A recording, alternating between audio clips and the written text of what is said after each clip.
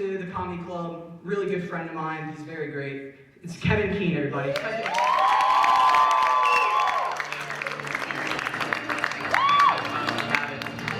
Oh shit, my bad. No, that's okay. Give it up one more time for Logan Hatch.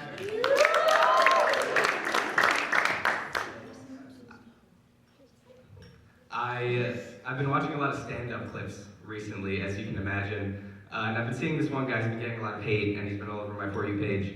Do you guys know who Matt Rife is? Yes. Calm down, he's not here. And he's been getting a lot of hate because he posts a lot of crowd work content, and every single video he does, it's always exactly the same. He's always standing on stage, and for whatever reason, he's never like looking at you. He's always standing at like 3/4. For some reason, he's like a little turned away, and he's doing this.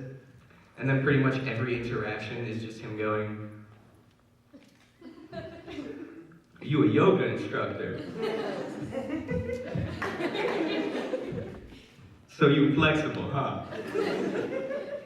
If you guys have seen him, you know how goddamn good that impression was.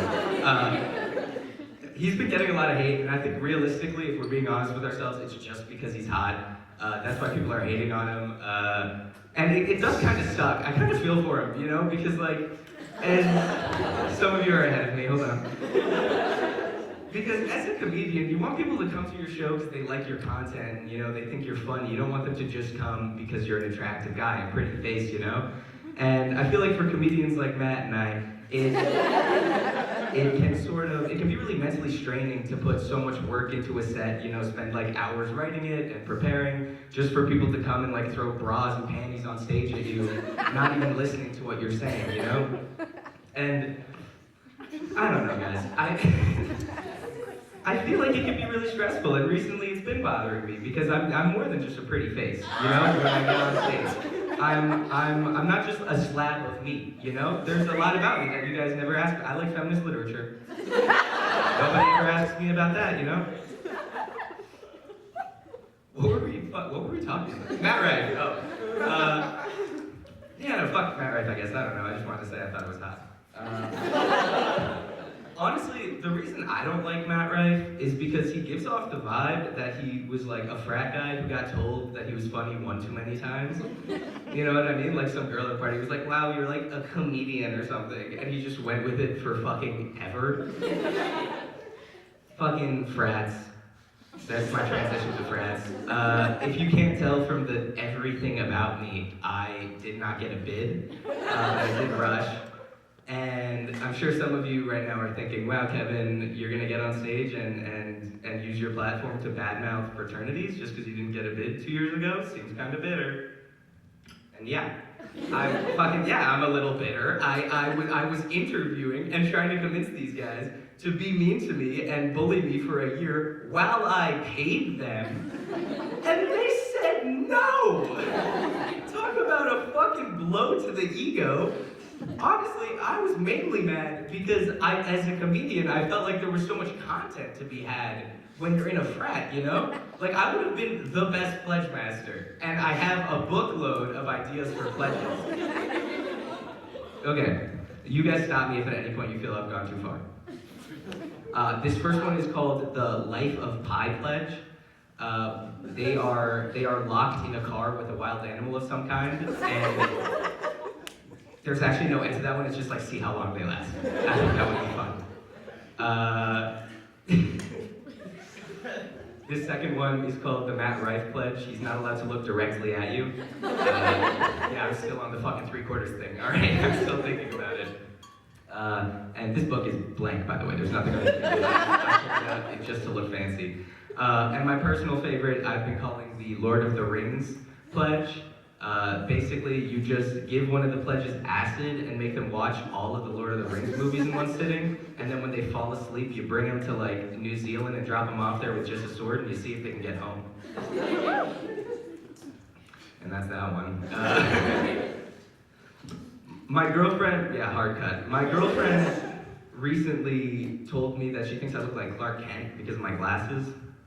And like every, that wasn't the joke, jackass. And like every guy with glasses, I've heard this before, and people seem to think it's a compliment, and it's fucking not. Clark Kent is like the worst part of Superman. You know what I mean? It's like the lamest part. Half of Superman is an alien god who can bench press the moon, but I'm the half of Superman that's a journalist who's nervous talking to women. Thank you, Sarah. You know what I mean? You know how crazy it would be to do that with the lamest part of like any other superhero? Like walking into an orphanage and being like, you're kind of like Batman, you know?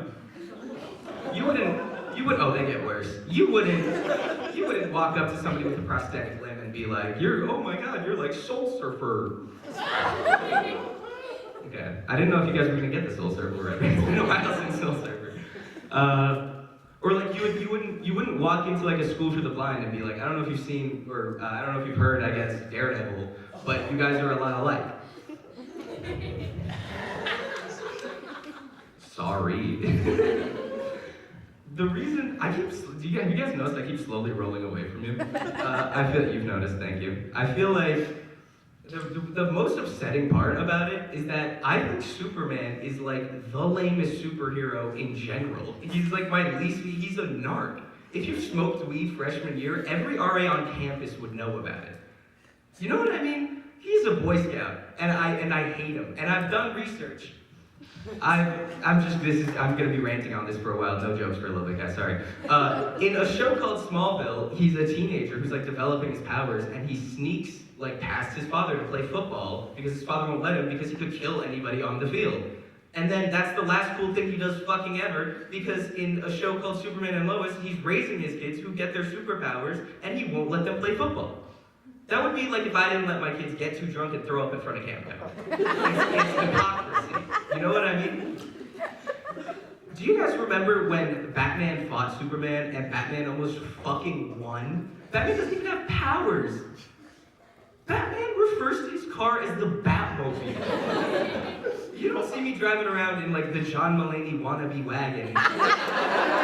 Or like Noel in the Leprechaun Lexus. Or fucking Jacob in the Cries After He Comes car.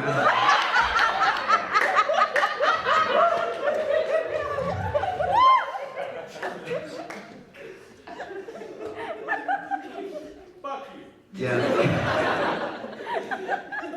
I have a joke that I really like to end sets with, and I haven't done it yet this year, and I normally do it once a year, so I am going to. And it's a pretty weird joke, and I need you all to stay with me, all right?